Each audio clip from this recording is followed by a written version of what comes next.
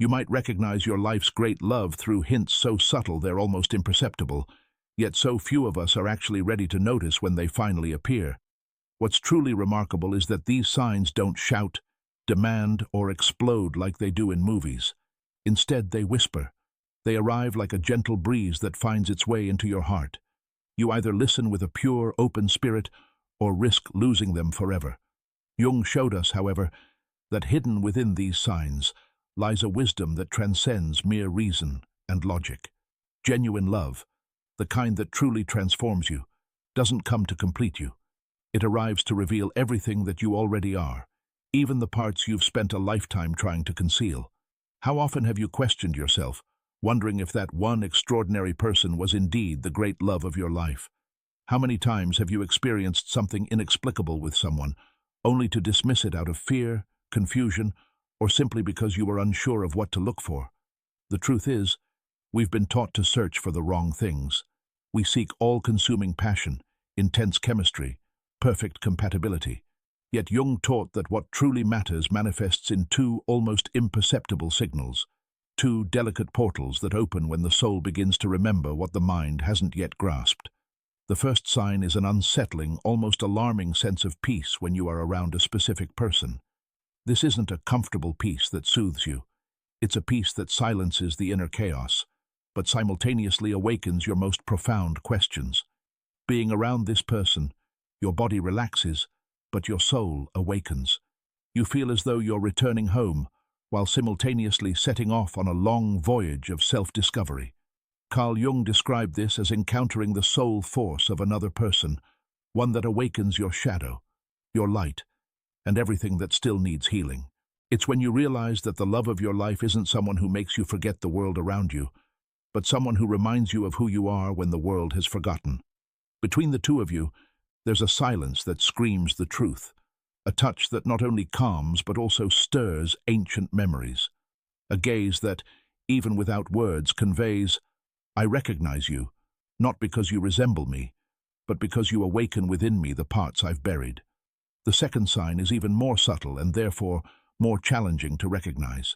Perhaps this is why so many souls pass each other by, failing to truly see one another. This second sign is resistance. Yes, resistance. Because when you encounter the love of your life, a part of you wants to flee.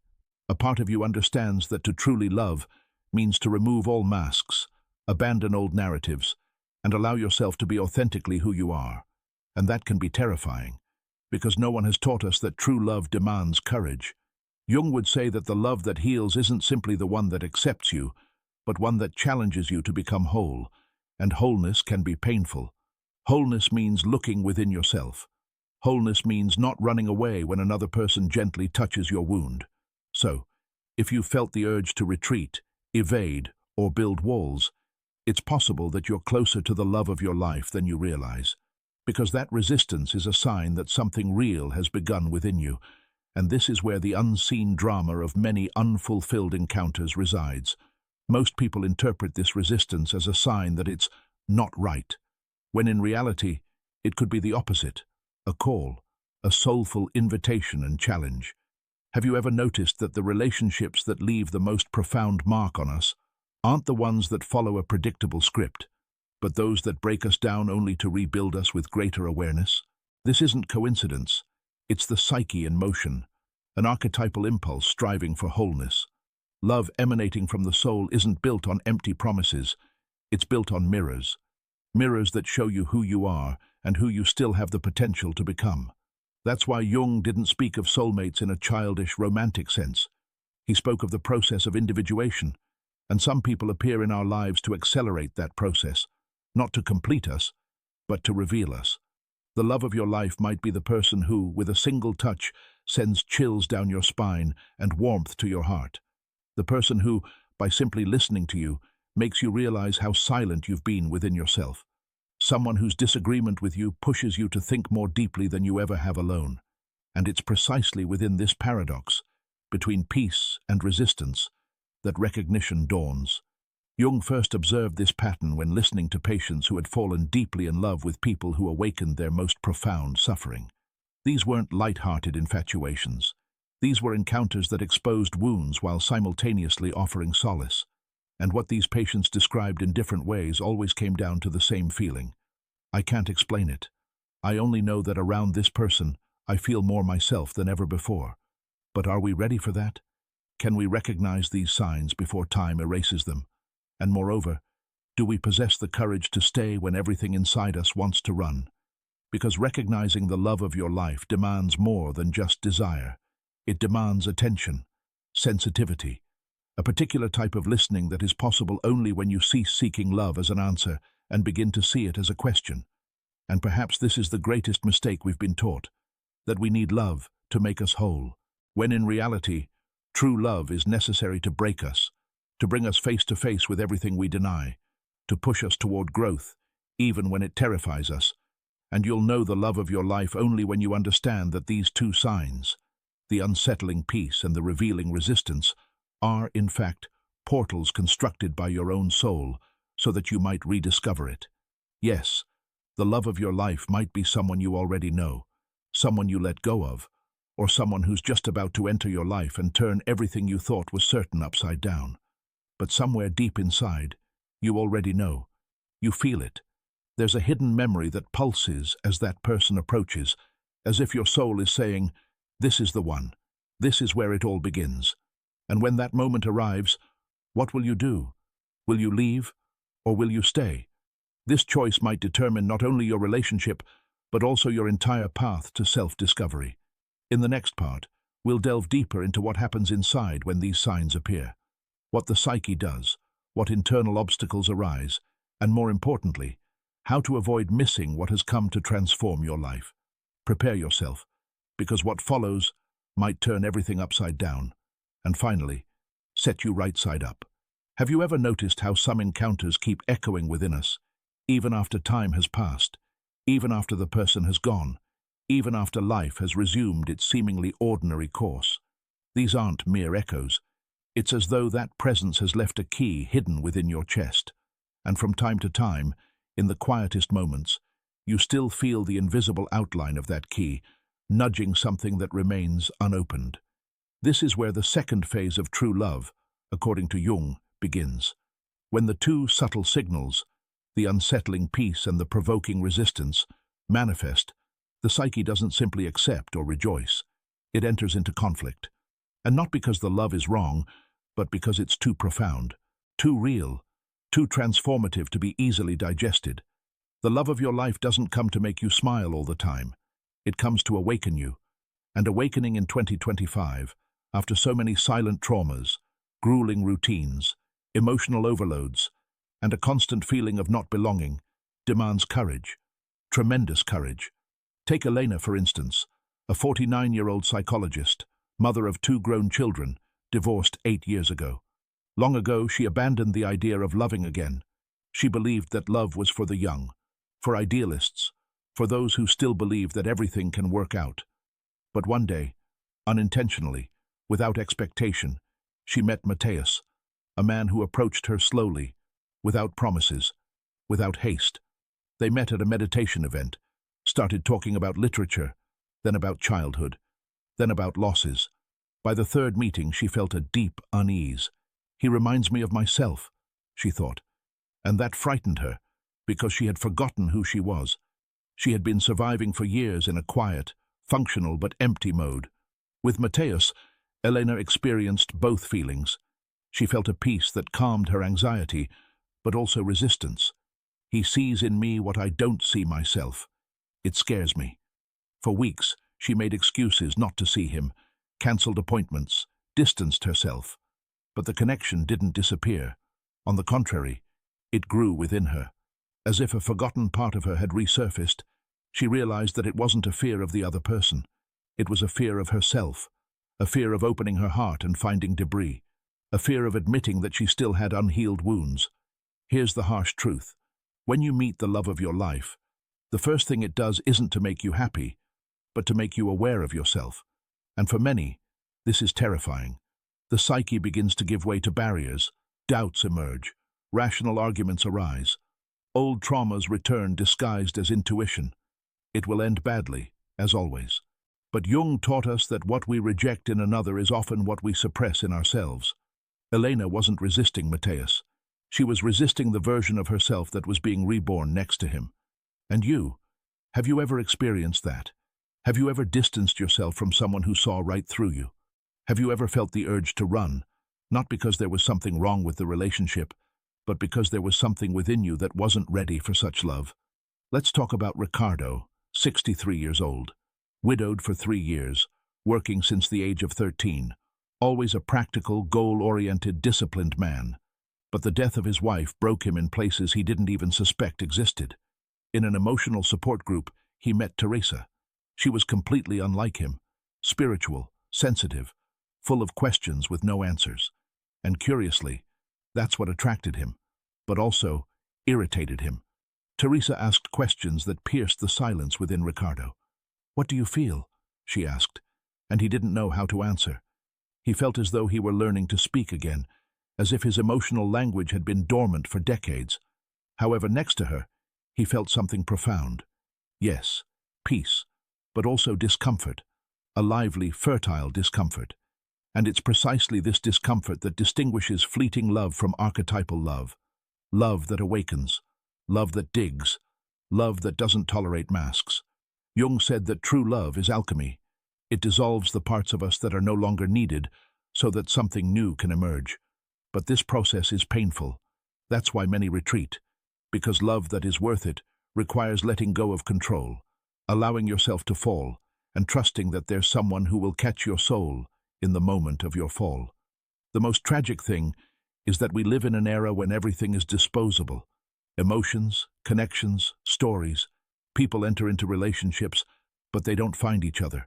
They touch each other, but they don't see each other. They say, "I love you," in the second month, but they don't know what that soul has carried since childhood.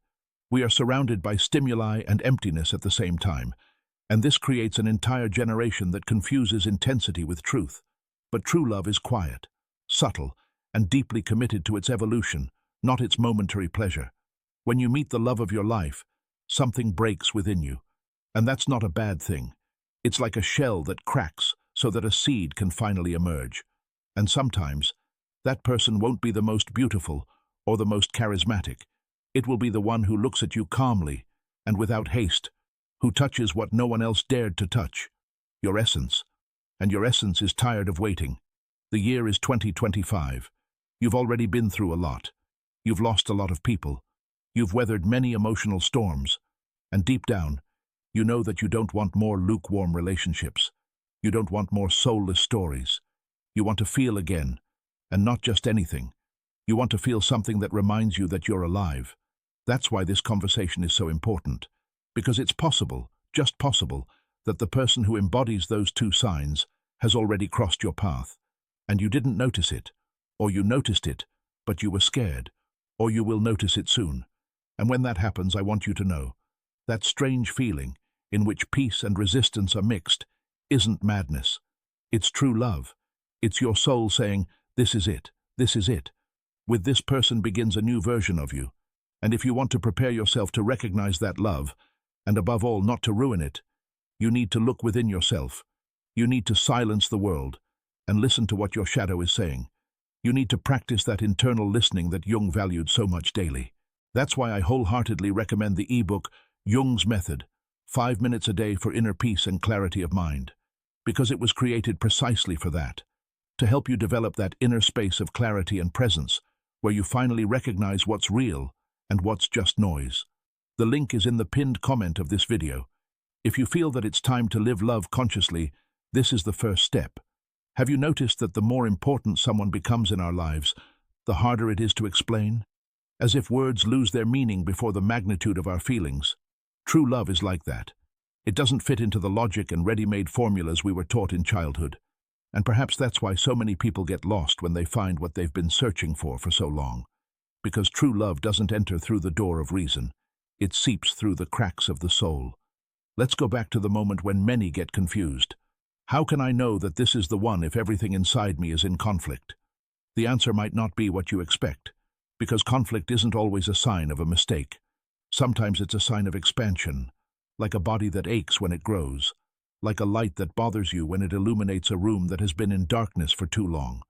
When you meet the love of your life, something inside you begins to move, and that movement isn't always smooth. Sometimes it confuses you, it disarms you, it confronts you with parts of yourself that have been sleeping for decades. Have you ever experienced that? As if that person didn't just enter your life, but also penetrated places that no one else had touched. And the most curious thing is that they don't always do it consciously. Sometimes it happens in silence, in a simple gesture, in the way they listen to you, as if they hear what you yourself didn't know you wanted to say. But why does such love scare us so much? Because it demands truth. And most of us have learned to survive by hiding. We create acceptable versions of ourselves to be loved, admired, protected. But true love, the kind that is capable of transforming, doesn't want your edited version. It wants all of you, including the parts that you hide even from yourself. And that's where the real challenge begins. When someone begins to see you beyond your appearance, you want to run. It's an instinct, but not because love is dangerous, but because it threatens the structure you've built to protect yourself from pain. You can notice it by observing your subtle reactions. You begin to doubt the person. You close yourself off. You test them. You create small emotional barriers. All this to keep your distance, not from the person, but from yourself. Have you ever been in such a situation? Answer yes in the comments below if you've ever distanced yourself from someone precisely because you felt they understood you too well. Sometimes, just acknowledging this fact changes everything. Now, think about it. What if the true sign that you've met the love of your life is precisely that quiet feeling of discomfort that you can't explain? Isn't that the most beautiful irony of fate? The thing you've been waiting for all your life arrives, and you want to run away. But instead of running away, maybe what you need is to stay, breathe, observe, and ask, why is this touching me so deeply? There's a little-known passage in Jung's work where he speaks of encounters that break the armor of the ego, encounters that open cracks that allow light into the basements of the soul. And that's why they cause resistance, because the ego fears what it can't control. But the soul recognizes. It doesn't need proof. It doesn't need promises. It knows. And we often call that quiet knowing synchronicity. Has that ever happened to you? You meet someone, and suddenly everything around you begins to make sense. Songs, dreams, signs, as if the whole world is saying, pay attention.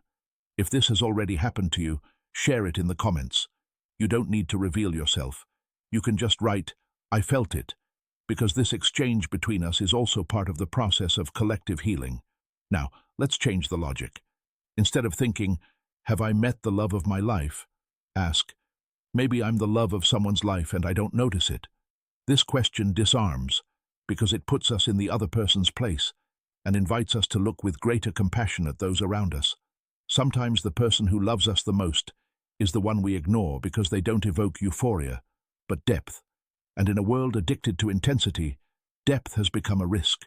Do you know what invisible tragedy repeats itself every day in silence? People who deeply love each other but can't sustain their relationship because they confuse harmony with certainty, because they expect love to be easy. And when difficulties arise, shadows, insecurities, fears, they retreat. They think it wasn't meant to be. But who said that true love is effortless love? It's not. True love is what pushes you to grow. It's what demands your presence. It's what makes you want to become a better version of yourself, not for the other person, but because next to them, you feel more worthy. And that has nothing to do with idealization. It's related to emotional maturity, to conscious choice. Therefore, I want to offer you an exercise. Close your eyes, take a deep breath, and remember the person who, when you think of them, something inside you calms down, but also stirs. The one who, you feel, touched something in you that no one else has touched. Are they still in your life, or did you let them go out of fear? Be honest with yourself. And if you want, share here in the comments how that experience went. You can help other people simply by existing with truth. Now, an important point. It's not about chasing someone, and it's not about forcing a relationship. It's about clearing the internal space to recognize when the real one appears. Because as long as you're full of unresolved stories, unrealistic expectations, and idealized images of love, you'll be blind, even when the right person is in front of you. Therefore, ask yourself, What do I still need to let go of to love more sincerely? Maybe it's pride. Maybe it's the fear of being rejected. Maybe it's the idea that you have to be ready to deserve love. All of these are walls, and walls don't protect. They isolate. You don't need to be ready. You need to be available. Available to feel, to listen, to make mistakes, and to try again. Because true love doesn't require perfection. It requires self-surrender. And self-surrender is an act of courage, a choice you make every day. And when you choose that love, even with fear, even with doubts, you give your soul a chance to flourish in a way that no other experience allows. Because true love, contrary to what they say, isn't about finding yourself. It's about allowing yourself to be found. And perhaps today, hearing these words, something inside you has been touched, something that no longer wants to sleep, something that asks you to live differently, more openly, more sincerely, more fully. If that's the case, right here, I'm ready to be found. Let's create together a quiet chain of souls who have decided to live love with presence, because only that way is it worth it. Did you know that the human heart possesses an electromagnetic field that is 60 times stronger than the brain's field, and that this field extends 3 meters beyond the body? Scientists at the HeartMath Institute discovered this over 2 decades ago. But only now are we beginning to understand what this means for our human encounters. It might seem poetic, but it's a deeply physical process. When you're near someone, your fields literally collide even before you exchange words. It's as if energetically the soul has already taken a step forward before the body. Therefore, when you feel that strange, intense, quiet presence that paralyzes you from within, it might be something more than intuition. It might be the memory of an old frequency that is being reactivated. It's no coincidence that Jung said that some encounters are living archetypes. They aren't just part of your story. They shaped your story. The problem is that almost no one is aware when this happens. We live in an accelerated world where touches have become a habit and presence has become scarce. We've become accustomed to the superficial. We've become addicted to stimuli, distractions, and ready answers. And deep encounters, which require pause, attention, and vulnerability, we call too intense, too confusing, too complicated. But in reality, what's complicated is not true love, but the layers that we accumulate to avoid feeling. There's a little-known study published in Psychological Review in 2015 that speaks of the collapse effect of personality during deep love experiences. What does this mean? That when you fall in love with someone who touches your innermost layers, your feelings and identity enter into a crisis. Not because love is toxic, but because it destroys the rigid structures that you built to survive. This explains why many people panic when they experience something very intense. They confuse deconstruction with destruction. But these are different things, and this is where the internal script begins to change. Consider the case of Ana Luisa, a 55-year-old executive who hadn't been in a real love relationship for over 20 years. After her divorce, she immersed herself in work, countless business trips. She believed that love was a distraction, that relationships took up time and energy. Until, at a lecture on emotional intelligence, she met Raul, a therapist who wasn't her physical or intellectual type. But there was something between them, something that she couldn't name, but also couldn't ignore. During their third conversation, he said, "You talk very well about everything except yourself." And at that moment, her armor cracked, because it was true. She had learned to be excellent at everything except feeling. And what happened in the following months was devastating and transformative. Ana Luisa began to have childhood dreams at night. She began to get irritated for no reason. She cried at random moments. And at the same time, for the first time in many years, she felt alive. That's what true love does. It defrosts you. But this transformation isn't always perceived positively. Often it frightens not only the one who experiences it, but also those who observe it. Friends begin to say, "You've changed." Relatives say, "This is too intense, unhealthy." But they don't understand that at the beginning of healing, it really is chaos, because the wounds were very well hidden, and now they've become visible. And this healing process, even when it's born from love, doesn't always end in a happy ending in the traditional sense. Sometimes the person who awakens your soul doesn't stay in your life, but they stay with you. And that's enough, because their role was to reveal you, to turn you inside out, to remind you Maybe you haven't noticed it, but maybe you've already experienced such an encounter. Think carefully. Someone who appeared without warning, without a plan, but turned everything upside down.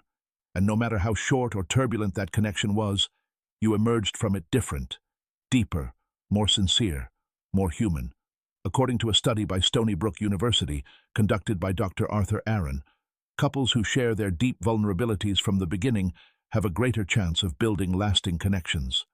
The study became famous for a list of 36 questions that helped two strangers quickly bond, but the most surprising discovery was made later. The couples who maintained the connection weren't the most similar to each other.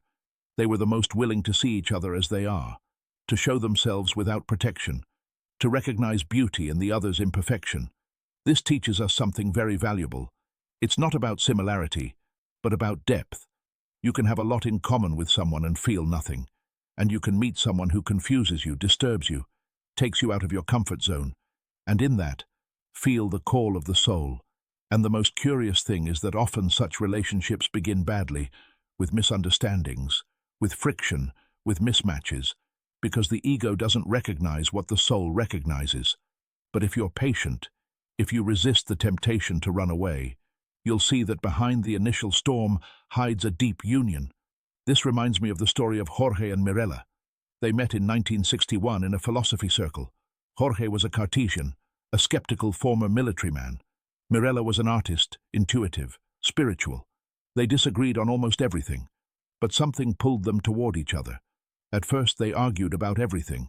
One irritated the other simply by existing, but gradually the differences became mirrors, and what was once noise turned into dialogue. What was once conflict turned into a dance. Today, they've been together for 7 years, and Jorge says, "She taught me to cry, and I taught her not to run away." That's the kind of love that you don't choose, you live it. Now I ask you, who has been the person who has challenged you the most in life? The one who provoked you, made you doubt, caused you pain, but also helped you grow. It could be a partner, a friend, a relative. Write here in the comments only the first letter of their name. Let's see how many of us have been touched by someone like that. Because when we share these stories, we remember that we aren't alone. And perhaps that's the greatest gift of such archetypal encounters. They remind us that life has depth, that in a world of external appearances, there still exists the intangible, that behind the anxiety and the algorithms hides a pulsating soul waiting for connection. If you've reached this point in the video, it means that you're also looking for that connection. Maybe you've already felt it. Maybe you feel it now. Or maybe you're preparing not to miss it next time. And that, in itself, already changes everything. Why do we feel fear precisely when true love approaches? Why, before what we desire most, does our worst version appear? The one that sabotages, pushes away, builds walls where there should be bridges. The answer, although complex, is deeply human. Because we've been taught to survive, not to open ourselves. We grow up distrusting anything intense, associating depth with danger, and ultimately, confusing protection with isolation. But what Jung taught us, and what life itself shows us with brutal clarity, is that any love that truly changes us inevitably confronts us with what we most don't want to see in ourselves. If, in previous parts, we spoke of 2 signs indicating the presence of love in your life, unsettling peace and provoking resistance, and showed how these signs trigger deep reactions in the body, the psyche, and the emotional trajectory of each person. Now it's time to answer the most important question. What to do when these signs appear? How not to ruin what is real? How to overcome fear without allowing it to paralyze you? How to allow love, even in its most overwhelming form, to reveal you, not destroy you? The answer isn't simple, but it's possible. And it begins with a radical choice, to stop waiting for guarantees. Because the love of your life won't come with a label, nor will it sign a contract of eternal fidelity.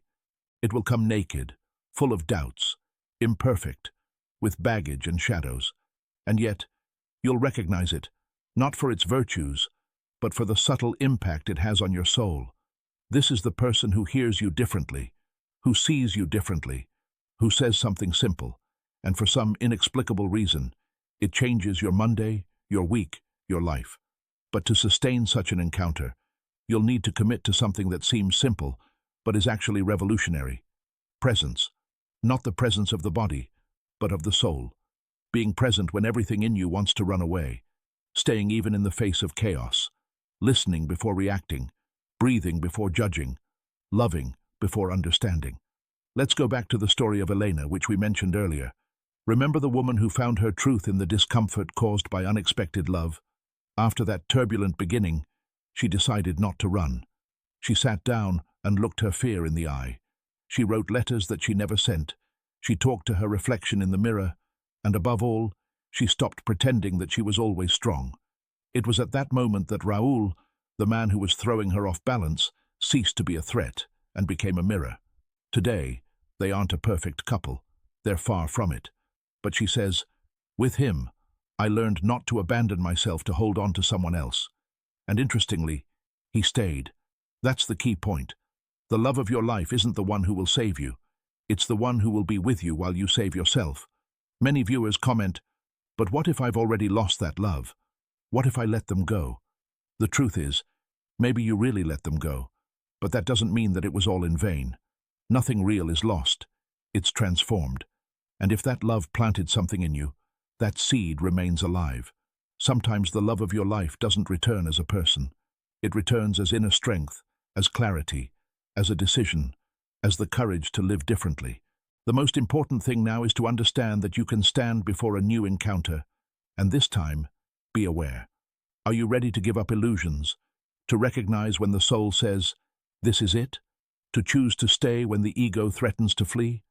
Let's dispel the last myth, that the love of your life will be the easiest. In many cases, it will be the most difficult, the one that puts you before the most difficult choices, the one that makes you think the most, because it doesn't come to fulfill your childhood fantasy. It comes to call you to maturity, to return you to your authenticity, to pull you out of the superficial. And that doesn't mean eternal suffering. It means conscious intensity. It means living with meaning.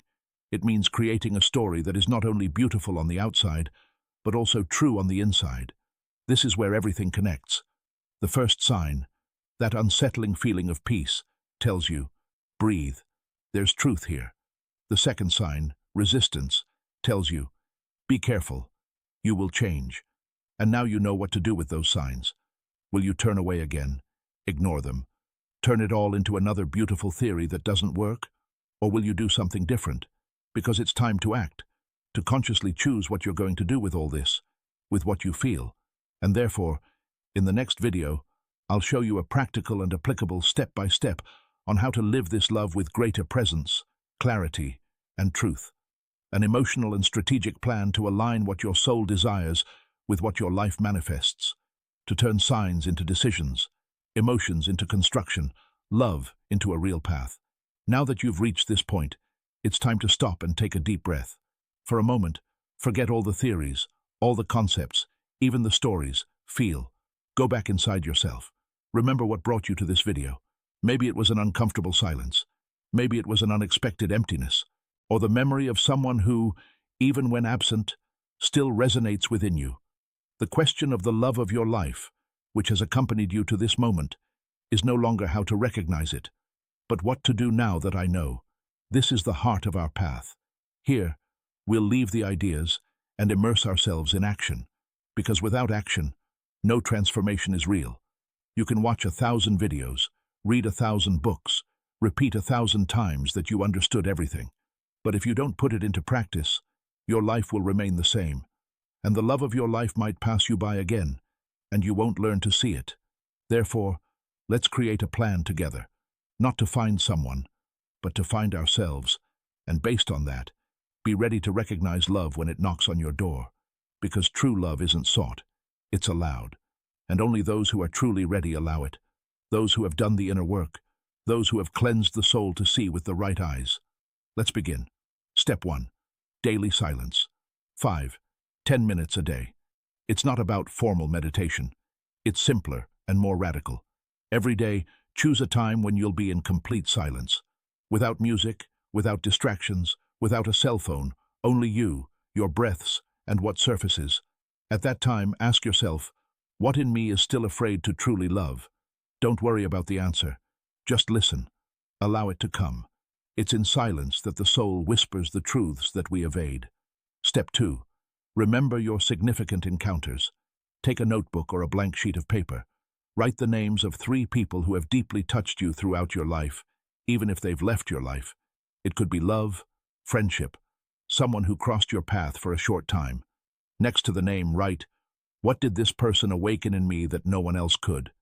And then, what did I feel that I still haven't been able to live fully? You'll be surprised by what you discover, and perhaps you'll understand that your soul is asking you to return to something that is not yet completed within you. Step 3. Identify your emotional sabotages. Everyone has them. Some people sabotage when they feel too strong of an attachment. Others when they're deeply understood. Third, when they're approached sincerely. What are yours? Remember a moment when you withdrew from someone for no apparent reason. What was the trigger? What fear was behind it?